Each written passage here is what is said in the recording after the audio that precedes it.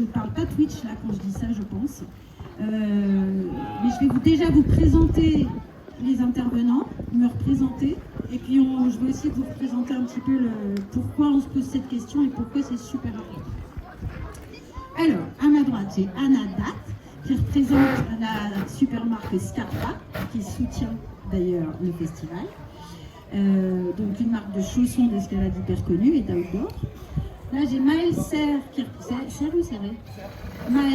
représente un petit magasin qui s'appelle le Vieux Campeur, donc le plus gros magasin d'outdoor français et surtout hyper respecté en escalade, qui nous a soutenus sur tous les films d'Hugo Parmentier que vous avez vus avant-hier soir et hier soir et qui sont sur la chaîne. Gaëtan, donc, qui organise le festival, et avant qui était ingénieur agroforestier, donc j'ai une immense sensibilité pour qu'on fasse autant d'escalade que de préservation de la forêt. Et Ingo Wald, qui nous vient d'Allemagne, qui tient la marque Ropless, qui a son stand là-bas avec nous, et qui, quand il a vu tout ce qu'on faisait en communication sur l'environnement, a dit « Moi, je veux soutenir ces gens-là », et il nous a proposé plein de produits qui... donc juste la vente reviendra au club. Donc on a des gens ici qui ont enfin choisi, des marques qui choisissent de s'impliquer. Mais pourquoi s'impliquer? C'est pas juste un contest d'escalade. En fait, depuis, on l'a vu, on en a parlé le premier soir et hier, le nombre de grimpeurs a plus que doublé, voire même x10 en 10 ans sur la forêt de Fontainebleau. On pense que c'est assez lié au fait que le nombre de salles d'escalade a fait du 200% en 5 ans, et 200% en 10 ans et encore 200% en 5 ans, et pas seulement en France, sur toute l'Europe, avec la forêt de Fontainebleau, ses 35 000 rochers, ses 256 à 60 km de Paris, très proche des transports en commun, comme site hyper accessible, je pourrais dire, le site d'escalade de bloc le plus connu et fréquenté au monde. Donc, le problème, il y a des problèmes. Rapidement, je vous rappelle ces problèmes parce que ce n'est pas le sujet de la table. Mais il y a trop de monde, ça fait quoi? Ça fait qu'il y a trop de déchets, il y a trop de gens sur les parkings, il y a trop de rochers polis, il y a trop de magnésie, il y a trop de gens qui grimpent la nuit et qui embêtent les animaux. Il y a eu une conférence là-dessus. Qu'est-ce que j'oublie? Il y a trop de feux. On a eu des feux à Isatis il y a un an liés à des grimpeurs qui se font un café le matin, donc ça c'est pas possible.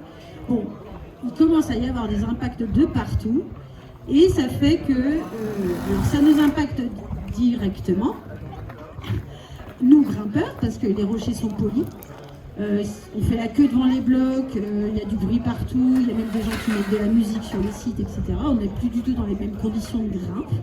Ça, c'est un impact, mais ça impacte aussi le gestionnaire du site ou les villageois qui commencent à fermer des sites, se demander si on doit ouvrir des sites. Voilà, on crée une situation de tension sur la forêt de Fontainebleau où l'ONF a confirmé qu'il ne se passerait plus jamais rien à Coquibus, où on pouvait avoir espoir. Enfin non, on n'aura pas d'espoir, c'est fini, on ne pourra plus développer d'escalade là-bas. Et toutes les zones qui ne sont pas des zones officielles sont devenues des zones un peu interdites à l'escalade. Donc, il n'y aura pas d'interdiction générique de l'escalade, mais il y a forcément des restrictions. Par exemple, avril, mai, juin, maintenant, il est clairement interdit de faire un groupement de plus de 60 personnes dans la partie domaniale de la forêt. Voilà, on a des séries de contraintes qui vont se confirmer, et c'est pas pour embêter les grimpeurs, c'est pour protéger l'environnement et limiter les coûts. Donc, à Oh My Block, dans les clubs, à la Fédé, FFME, il y a un travail énorme qui est fait pour sensibiliser, des chartes de bonnes pratiques, des messages, etc. Donc tout ce qu'on fait à Oh My Block, la Fédé nous soutient. Tous les petits Lucanes de mon club, il y a Francis Crémer qui est là du CT, il avait fait le projet Les Petits Ambassadeurs de la Forêt avec le 8 Assure. Voilà. Mais nous, nos petits clubs, on représente 5% des grimpeurs de bloc. Et c'est à peu près pareil dans toute l'Europe. On n'arrive pas, on a beau faire ça, on n'arrive pas à parler à tous les grimpeurs. Donc, on pense qu'il faut travailler avec les marques, les magasins, les salles d'escalade, pour arriver à faire de la pédagogie, parce que là je parle de la pédagogie et pas de réglementaire, pour faire de la pédagogie, influencer les grimpeurs. Donc voilà la problématique et pourquoi aujourd'hui on parle avec les marques, et c'est pas juste pour avoir des lots dans les sacs des compétiteurs, même si, en plus de nous avoir soutenus, ils nous ont donné des lots pour les compétiteurs, parce que ça reste important de motiver les grimpeurs, mais des grimpeurs responsables. Anna, je te passe la parole pour que tu nous présentes le travail de Scarpa sur ces questions. Bonjour à tous. Du coup, la marque Scarpa, on s'engage sur plusieurs axes pour développer justement le côté écologique. Principalement du coup en soutenant des événements comme Oh My Blog. Pour nous c'est important d'être présent et de venir soutenir les événements et les valeurs qu'ils transmettent. Et aussi à travers nos produits, du coup on a deux gros axes sur lesquels on active nos produits. Donc le premier c'est le ressonnage des chaussons. Nos chaussons ils sont conçus pour être ressonnés et on intègre maintenant en France pour Scarpa du coup le ressonnage des chaussons via du coup principalement le Biocampeur. On va venir vraiment travailler les chaussons et le remettre à neuf. Le but c'est de pouvoir éviter la surconsommation des chaussons et de pouvoir réutiliser plusieurs fois les chaussons. Et le deuxième axe, c'est un projet qui est supporté directement par l'Union européenne qui s'appelle Life Free Shoes. Et du coup, on souhaite récupérer 15 000 paires de chaussures qui sont des Morito qu'on a mis sur le marché pour en créer des nouvelles. Du coup, créer une nouvelle paire de Morito à partir des Morito usagés, dont environ 70% d'anciennes Morito pour créer une nouvelle gamme. Et c'est comme ça qu'on axe du coup un peu nos engagements environnementaux. Mais précisément sur le ressemblage, c'est le ressemblage des chaussons Scarpa. Alors oui, forcément, du coup, nous, on a déjà des moules qui sont pré-créés, des gommes qui sont découpées avec la bonne dimension, la bonne épaisseur. Donc c'est adapté, c'est vraiment le but, c'est de mettre un chausson à neuf avec la bonne gomme, la bonne dimension et le bon découpage. Donc oui, pour le moment, c'est que Scarpa et on ne serait pas capable de faire des chaussons internationaux parce qu'on n'a pas les moules, etc. Et c'est déjà un gros marché et compliqué de tout ressembler dans des temps corrects. Et est-ce que un de vous a une idée du taux de ressemblage de chaussons? Combien de personnes jettent leurs chaussons? Combien de personnes rachètent du chausson qui pourrait être réparé? Ça, une idée? Bonjour. Alors, pour le ressemblage, au Biocampeur, c'est à peu près 14 000 ressemblages en 2023. Donc, c'est pas assez. Parce qu'on est cette année, on estime qu'on sera entre 75 000 et 80 000 paires vendues de chaussons. On a une multitude de ressembleurs avec qui on travaille, des historiques et puis des plus récents, parce qu'on veut sensibiliser, on va aller dans ce sens-là évidemment. Mais c'est encore très méconnu, trop méconnu, et justement on est en train de réfléchir à créer des journées un peu découvertes en magasin avec des ressembleurs pour un peu faire comprendre aux gens que c'est important et surtout leur montrer que ça existe. Parce que beaucoup ignorent qu'on peut ressembler un chausson. Aujourd'hui, on consomme bêtement ces chaussures, que ce soit de running, d'escalade ou autre, et on ne le sait pas. On peut les réparer. Donc, ce qui est encourageant, c'est qu'on peut faire que mieux. Et nous, on est à fond là-dessus pour développer ça. Et donc, on a très vite discuté de ça avec Scarpa quand ils ont, enfin avec Scarpa France, qui ont voulu développer le ressemblage dans leurs ateliers en France. Et nous, on les a soutenus dès le départ. On n'a pas réfléchi une seule seconde. Deux autres questions pour Scarpa, et puis après il y aura la question générale. Mais la question pour Scarpa, c'est quel est votre intérêt, vous, à ce que les gens recyclent des chaussons? Parce que vous faites plus de marge en vendant un chausson neuf qu'en recyclant en ressemblant un chausson, ou vous pensez que vous fidélisez? Non, parce que nous, ce qui compte, que ce soit de l'écologie ou de la sensibilisation pour les bonnes pratiques, c'est que toutes les marques y trouvent leur intérêt. Si elles y trouvent un intérêt, il y aura un changement. C'est sûr que c'est une vraie question parce qu'aujourd'hui, financièrement, on a plus intérêt à vendre des chaussons et à éviter de faire ressembler des chaussons. Après, c'est aussi des valeurs qu'on prône et on construit nos chaussons pour qu'ils soient ressemblés, qu'ils soient réutilisés, que une fois que la personne a trouvé le bon chausson, qu'elle l'a fait à son pied, qu'elle puisse le garder longtemps et qu'elle soit contente de la marque et contente de son chausson. Donc nous, c'est vraiment plus pour ça que c'est important et aussi pour l'environnement, pour notre conscience écologique qu'on souhaite vraiment ressembler des chaussons. Et si je peux me permettre, du coup, on a aussi un jeu, si vous voulez en savoir plus sur le ressemblage de chaussons, sur le stand Scarpa, où il y a les 12 principales étapes pour ressembler un chausson. Donc si ça vous intéresse, vous pouvez passer sur le stand et essayer de retrouver dans l'ordre les étapes pour ressembler un chausson. On pense que c'est facile, et c'est pas si facile que ça. Alors on a fait un super truc avec Hugo, parce que finalement Hugo Parmentier a accepté d'être ambassadeur du festival. On a fait des tonnes de vidéos sur les bonnes pratiques et de ce fait, vous êtes embarqués avec nous et vous nous avez suivis. Est-ce que si demain vous avez, est-ce que vous pourriez contraindre un athlète qui, par exemple, va promouvoir je fais du feu en forêt sous Big Island de nuit, et j'ai des jolis chaussons Scarpa, il veut diffuser la vidéo pour faire du like et avoir plus de sponsors, ou bien il n'a pas encore de chaussons Scarpa mais il aimerait devenir athlète Scarpa et il diffuse comme ça, parce que vous les connaissez maintenant, les bonnes pratiques à Blue, de l'information qui ne va pas du tout dans le bon sens, parce qu'en fait une marque, il y a ceux qui la connaissent et puis il y a ceux qui connaissent surtout les influenceurs. Donc est-ce que vous seriez prêt à former vos influenceurs ou est-ce que vous seriez prêt à dire à un de vos ambassadeurs là, tu peux plus aller dans cette direction-là, on ne prendra pas de vidéo de toi de grande de nuit à Fontainebleau. Vous seriez prêt à aller jusque-là? Alors c'est sûr que c'est une grosse question qu'on se pose actuellement et c'est des choix qu'on est en train de faire aussi. Du coup, forcément, si aujourd'hui un athlète commence à faire des choses qui ne sont pas dans nos valeurs, pas dans notre raisonnement à nous, on sera amené peut-être d'une façon ou d'une autre à restreindre notre partenariat avec cette personne. C'est encore en discussion en interne. En tout cas, on y réfléchit vraiment. Maëlle. Oui. Donc, présente-toi. Malin. Ok. Est-ce que le vieux campeur en fait assez? Non, mais présente-nous généralement déjà, au-delà de tout ce que fait le vieux campeur de Fontaine, forcément génial sur l'environnement, par rapport à l'escalade de bloc, quels sont les axes que vous avez de développement sur cette question? Déjà, qu'est-ce que vous faites? Alors, travailler sur un axe précis, c'est compliqué quand on est une enseigne ou une marque nationale et pour Scarpa une marque internationale. Donc nous, on va plutôt agir au niveau global. On parlait du ressemblage tout à l'heure.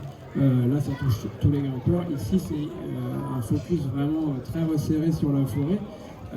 Donc, c'est très important parce que, pour faire un petit rappel, c'est vrai que je crois qu'on estime à 15 millions le nombre de visiteurs par an sur la forêt de Fontainebleau. Dans ces 15 millions, il y a environ 4 millions de grimpeurs, si je ne dis pas de bêtises. Donc, la communauté peut-être la plus importante des visiteurs à Fontainebleau, c'est les grimpeurs. Donc, il y a quelque chose à faire à ce niveau-là. Tout à l'heure, on était à un atelier anti-érosion, donc on a compris des choses. Et donc, c'est vrai qu'il faut vraiment agir là-dessus et vite pour éviter toute future contrainte trop forte pour arriver. Donc le campeur, depuis dès le départ, avant que l'écologie soit presque une mode, faisait déjà des actions, était en partenariat avec des marques ou des associations pour agir pour l'équipement en falaise, pour impacter le moins possible sur l'environnement, etc. Donc, en dehors de ces aspects-là, c'est assez compliqué, comme je disais tout à l'heure, de faire un focus sur Fontainebleau. Mais aujourd'hui, on a des équipes en magasin qui sont vraiment formées, qui ont une conscience à ce niveau-là et qui amènent la discussion avec les clients pour pouvoir sensibiliser au niveau de l'escalade en site naturel. Pour reprendre juste par rapport au ressemblage, à Paris, on a même développé un service avec un prestataire qui vient récupérer les chaussons en vélo cargo. On évite vraiment, on essaie d'avoir quelque chose de plus vertueux possible pour impacter le moins possible l'environnement. À quel niveau, parce que ça c'est génial, si vos vendeurs sont formés, c'est déjà beaucoup. Quelle est la part qui passe par les magasins, quelle est la part qui passe par Internet en vente? Parce que pour nous, pour moi, la question c'est comment je touche le grimpeur final, et pas celui qui lui achète un cadeau ou celui qui achète par Internet. Comment je vais aller grimper, maintenant c'est mouillé, comment il y a l'info, et est-ce que vous pouvez jouer un rôle pour passer cette info? Donc, est-ce que ça suffit de le faire en magasin? Alors, en magasin, pour nous, ça fait plus que suffire, dans le sens où on fait autour de 90% de notre chiffre d'affaires en magasin. Paris, vu qu'on est en région parisienne, on va parler un peu de Paris. Paris, c'est à peu près 35% du chiffre d'affaires global, donc l'impact en magasin est très fort. On a des réseaux sociaux qui se développent de plus en plus, et donc c'est aussi une plateforme qui permet de parler de ce genre de choses. Donc oui, le magasin, c'est vraiment essentiel. On est d'abord une enseigne physique. On ne fait pas partie de cette nouvelle génération qui se développe beaucoup sur Internet et surtout sur l'Europe. Nous, on est vraiment sur un marché. On fait 98% du chiffre en France. C'est une volonté de parler à notre clientèle en local, si je puis dire en local pour parler de la France. Super. Ingo. Donc Ingo va parler. Je ne traduis pas à l'allemand, donc tu vas parler en. You're gonna speak in English. Et je vous retraduirai en français.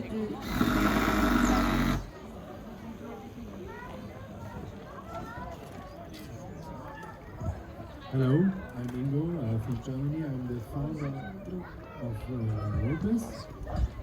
And actually, I'm from Germany, but Fontainebleau brought me into bouldering. So my first trip was in 1992. It was quite rare. Bouldering wasn't around, but Fontainebleau hooked me up bouldering.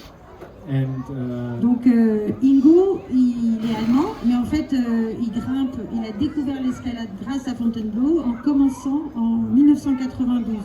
À une période, alors c'est pas comme le film de Pierre Alain hier, je sais pas si ceux qui ont regardé ont retenu, Pierre Alain il dit on est une petite dizaine, même pas, il dit on est quelques-uns à grimper à Fontainebleau, ça c'était en 1930. En 92 je pense qu'ils étaient quelques milliers, mais pas quelques millions. Donc ça fait maintenant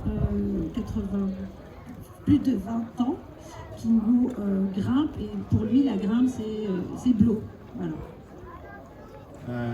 Back then it was different times, I guess. I haven't been here for a while, but I followed the whole thing, and I saw the change. In the last 2 years, I experienced the change. So we came back last year for the first time after a while, and Pour lui, il a vu vraiment un changement dans les 2 dernières années. C'est aussi ce qu'on a dit récemment, le post-Covid, on a l'impression qu'il y a eu une révolution dans l'outdoor, peut-être que vous avez des chiffres. Et surtout depuis l'année dernière, où il trouve qu'il y a des choses qui l'ont étonné, il va nous dire ce que c'est. And then once you're connected in your Instagram, stuff coming up, and I saw all my blogs, and I saw the festival, and basically I came in contact with you for the first time, and I thought, okay, we want to contribute, and started thinking about what can we do as a fairly small brand, but I think it's, especially for the brands, they have an influence, and it's their responsibility to do something, especially when you experience the difference before, and try to save it for next generations. En tant que petite marque, en fait, lui, c'est à l'échelle humaine qu'il a réagi. Donc, en voyant une structure qui faisait quelque chose ici, qui pouvait aider, qu'il avait besoin d'aider, il s'est senti responsable, parce qu'il y a une marque, de pouvoir faire quelque chose. C'est ça, j'ai bien traduit. Et donc, so how do we do when we are a big brand? Because it's two things. Because you did it for less, and you did your video, and you know a lot of gym people, suddenly your little badge that you did for us, you did your video, and suddenly in Germany my blog had a lot of followers from Germany. And this is very important for us, to get brands from other countries that support us, and because then we have German boulderers coming, and half of the boulderers are not French. A lot are from Germany, the Netherlands, and England. So having small brands that have a lot of impact in their country is also very important. What do you think? Judy, c'est super.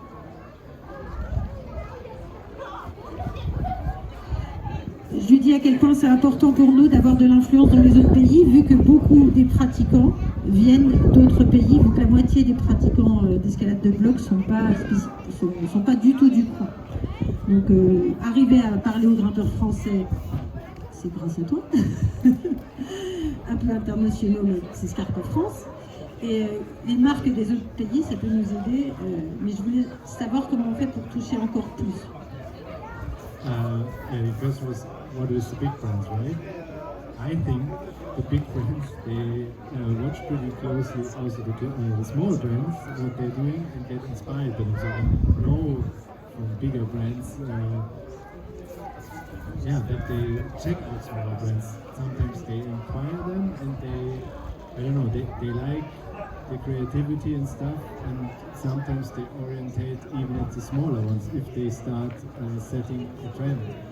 And sure, like our influence is way smaller, but a lot of small brands can do also a big impact on. Vous êtes d'accord avec moi? Je suis assez d'accord avec cette idée que en fait c'est une petite marque, mais les grosses marques regardent les petites marques innovantes. Et finalement, c'est peut-être pas aussi gros que Scarpa. Quelle serait la plus grosse marque d'outdoor qu'il faudrait citer? North Face. Oui, alors Europlace ou quoi, c'est peut-être une petite marque à l'échelle de l'outdoor et de l'escalade. Et ça serait peut-être mieux d'avoir The North Face. Mais ce que dit Ingo, c'est que les grosses marques regardent les petites marques et ça peut leur donner des idées. Donc je suis assez d'accord. Maintenant, je voulais vous repasser la parole, à moins qu'il y ait des questions dans le public. Ingo, vas-y. I have an example for this.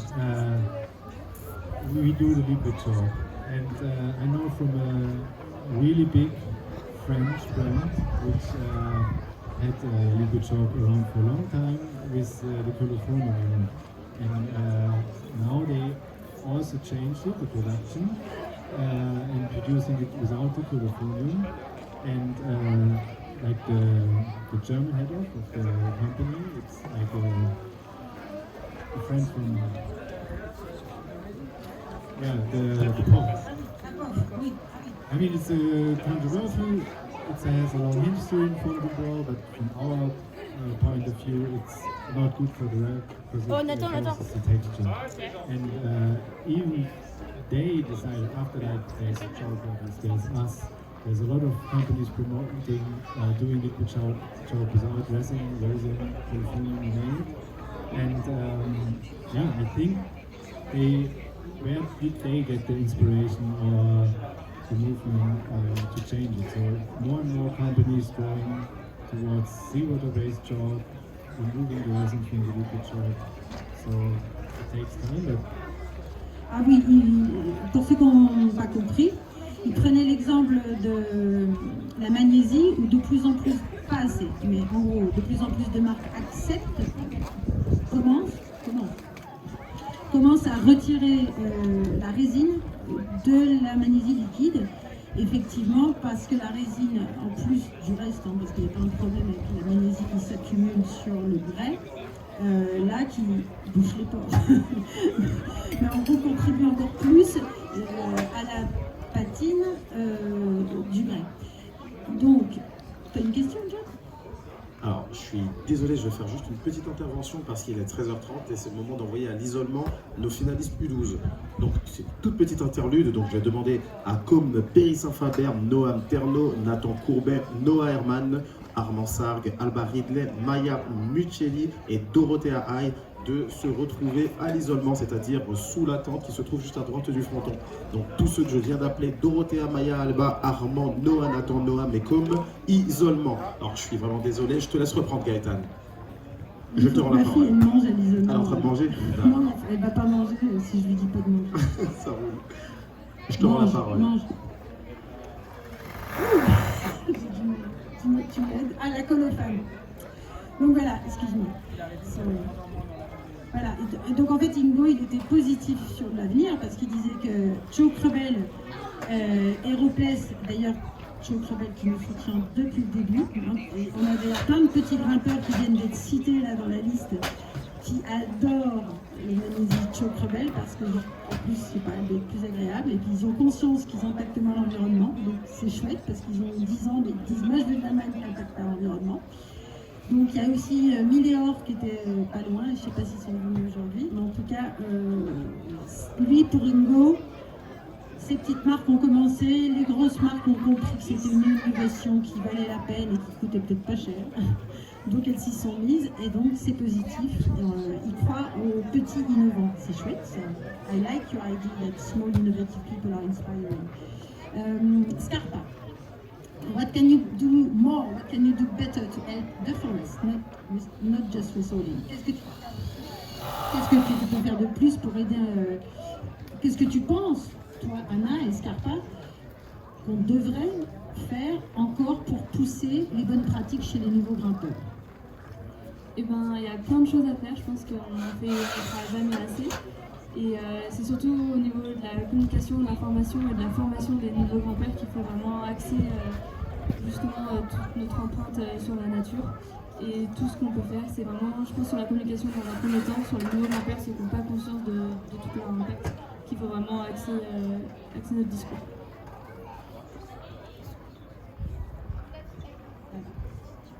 Maëlle? Oui, effectivement, moi je voulais revenir sur un point que tu as énoncé au début qui est très important. C'est qui sont ces acteurs qui peuvent faire passer un message vertueux et les bonnes pratiques. Les marques, évidemment, sont à la genèse d'un produit qui va servir à grimper. Donc c'est vrai que si demain on ne peut plus grimper, une marque comme Scarpa ne fera plus de chaussons. Donc tu parlais d'intérêt pour Scarpa de se positionner là-dessus, et en fait c'est un peu plus logique. S'il n'y a plus d'escalade, il n'y a plus de chaussons, et je crois que Scarpa aime bien faire des chaussons d'escalade, et nous on aime bien en vendre, donc l'intérêt est là. Les athlètes, tu demandais s'il y avait des athlètes qui n'étaient pas forcément d'accord avec ces bonnes pratiques autres, est-ce que la marque pouvait continuer de les soutenir? Je pense que ça c'est un vrai débat en interne pour les marques, et c'est très bien de le demander, parce que je pense que quand un athlète aime une marque, il aime sa philosophie, et c'est pas que le beau produit, c'est aussi ce que va représenter la marque, donc ça peut aussi parler. Les magasins, c'est très important, on parle du vieux campeur, mais il n'y a pas que le vieux campeur. Et c'est important qu'on puisse nous aussi mettre notre pierre à l'édifice. On vend ces produits-là pour aller dans la nature, on vend ces produits très spécifiques qui sont la magnésie, les chaussons pour aller en forêt de Fontainebleau, les crash pads aussi, on n'en a pas parlé, mais c'est aussi un potentiel problème pour la nature. Donc c'est aussi à nous peut-être de discuter, marques, retailers, donc magasins et athlètes, et salles d'escalade, parce que on a bien conscience que les salles d'escalade c'est super, ça a urbanisé son sport beaucoup, mais on a oublié que grimper en salle, c'est pas la même chose que grimper en forêt, ou ailleurs d'ailleurs. Mais, donc oui, on doit, je pense, tous un petit peu se réunir et travailler sur ces sujets-là qui sont essentiels et qui vont être en fait, qui vont faire en sorte qu'on puisse grimper dans le futur, et pour les générations futures, les jeunes qui vont grimper là tout à l'heure, ils ont le droit d'aller dans 10 ans en forêt, ils ont le droit d'aller aussi faire des blocs mythiques, et c'est à nous de faire attention, de les préserver pour qu'ils puissent en profiter. Oui, je peux être que pour ce que tu dis. Une chose qui se pose dans la location de crash pad à Fontainebleau, on est plein de petits, moi j'en veux pas, mais il y a plein de petits acteurs assez dispersés finalement. Et la question qui se pose des fois entre les acteurs, c'est il pleut, c'est gaugé. C'est pas du tout bien, c'est pas bon d'aller grimper à ce moment-là, parce que chaussons, plan de sable, mouillé, tu patines les prises, risque de casse de prise. Est-ce que je loupe ou pas des crash pads quand c'est mouillé? Et là, c'est très difficile, hein, quand tu as 50 crash pads, 50 résas, c'est Pâques, tu vas faire ton gros bis de l'année, et tu sais très bien que c'est complètement idiot d'aller grimper en forêt à ce moment-là. Donc, bien sûr, on ne peut pas demander à une petite entreprise comme ça de perdre 50% de son revenu mensuel, ou peut-être même des parts plus importantes. Et derrière, c'est un système quasiment pas de subvention, mais de compensation. Hein. Ça existe en agriculture, hein, quand il y a des pertes. Donc, alors, on est des tout petits acteurs, ça ne va pas se passer, mais c'est vrai que c'est des questions qu'on se pose un peu entre nous. Et que je voulais soulever. Et aujourd'hui, aucun acteur a réussi à dire je ne loue pas mes pads. La salle Karma, par exemple, elle peut le faire parce que quelque part, c'est pas sa source principale de revenus. Mais des boîtes dont le revenu principal c'est l'alloc de Crashpad, eux, ils ont vraiment du mal à le faire. Cependant, ils peuvent dire à la personne, c'est pas malin d'y aller. Donc ça, c'était un exemple par rapport à ce que tu disais. Et pour les salles d'escalade, là c'est plus un appel à la population qui va être sur YouTube, qui regardera cette conférence et puis qui est là. Mais vous êtes des parents là, de petits grimpeurs. Si vous pensez que ces sujets sont importants, parlez-en dans vos salles. Parce que ça soit un Climb Up, un Arcos, on se dit que c'est des grosses chaînes, ça reste... le dirigeant de la salle, il a son mot à dire aussi, il peut avoir une stratégie, il peut avoir envie de mettre les affiches qu'on a proposées, il peut avoir envie de faire ses propres affiches. Mais ce qu'on voit quand on leur parle, nous, à ces dirigeants de salle, et puis il y a des petites chaînes beaucoup plus à l'échelle humaine, c'est que si ça vient aussi du client et de l'usager, et qui disent ça serait cool qu'on fasse une formation, ça serait cool qu'on parle plus, il faut que ça vienne de tous les côtés. Et aujourd'hui, les salles d'escalade, ça ne changera rien qu'elles fassent ou pas de la com sur les bonnes pratiques. Elles essayent, mais c'est compliqué. Ça ne change pas ils ont besoin de vivre. Mais si tous les usagers fréquents, parce que là, on a des parents qui envoient leurs enfants 4 fois par semaine dans les salles, donc vous êtes des bons abonnés. Si les bons abonnés comme vous, vous retournez à Arcos avec Climb Up Porte d'Italie pour certains, Porte de Verviers pour d'autres, Arcos et tout, et vous leur dites il faut qu'on fasse quelque chose. Il n'y a pas que le festival qui diffuse de bonnes pratiques à leur manière, ça commencera à faire la différence. Et si ça remonte par le bas, par moi qui les embête, par les autres respectos qui les embêtent, il va y avoir quelque chose qui va se passer. Parce que moi, à la fin, je pense que toute personne qui découvre l'escalade en salle doit rapidement être au courant que dès qu'il sort, c'est pas la même pratique, il n'emmène pas ses enceintes, etc., quoi, les bonnes pratiques à l'achat. Donc, vous pouvez être acteur, là, vous qui êtes ici, autant que vous qui regardez sur l'écran. Ingo, do you have more to say? It was more about climbing gyms and the fact that I was telling those competitors to tell their climbing gym to do something, and we can go on telling them to do something. If we take them like a sandwich, maybe we're gonna... Un étau, je ne sais plus comment dire, l'étau, non, les prendre en étau. Donc on va prendre les salles d'escalade en étau. So do you have something to say about the climbing gym? What do you think? I can just agree. I think it's really important also for the German market to get gyms involved in the broader spectrum, educate people, and I know for sure like 70-80% from the customers never been outdoors. Hopefully they're not 70, 80. So I mean, beside Robis, I'm involved in a chain of climbing gyms in Germany called Einstein. I'm one of the co-founders, and we have a lot of new customers every day, and they don't go outdoors. Hopefully they don't go out. Il dit que 70% pour les salles d'escalade dans lesquelles il a des parts, 70% des gens vont pas en extérieur. C'est ça, hein, la majorité, moi ce que je pense, c'est qu'en fait, la majorité ne va pas en extérieur, mais de plus en plus vont y aller. More and more, they don't go, but more and more of those, it's like trickling down and slowly, and they try and they get hooked, and if they come to front, they get hooked and they will come. They come, I mean, it's a small percentage, but sure, I mean, we see the growth.